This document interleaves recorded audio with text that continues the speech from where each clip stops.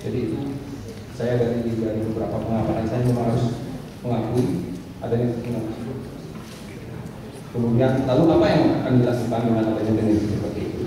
Tentu yang bisa saya sampaikan adalah bagaimana konsep pariwisata itu dikembangkan ke konsep pariwisata yang berkelanjutan.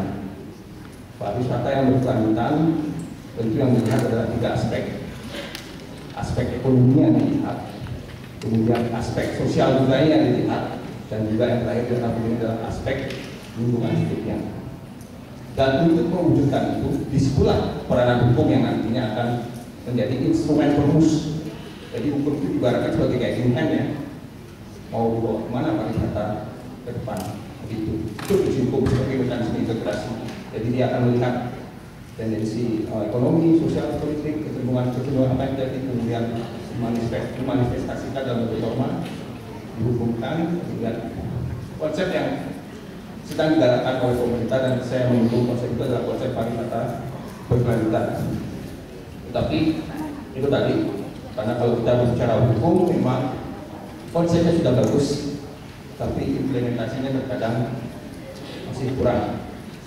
Memang ada kesenjangan antara law abstraktu, law konkretu, law in the book, law in the tidak bisa dipungkiri. Jadi benar apa yang dikatakan Bob Woodward, adalah gunting di gunung seribu janji, itu adalah hukum yang terjadi.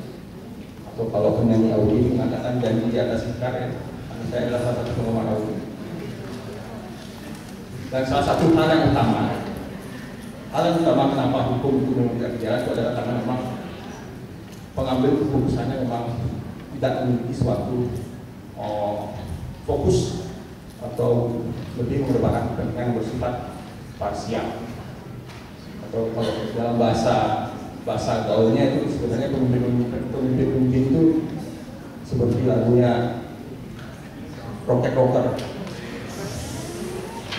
Semua ingin hilang nyata, tidak tahu ketika sudah menjadi pemimpin, tidak tahu apa yang harus dilakukan, dan itu tidak terjadi dalam pariwisata. Jadi seperti itu.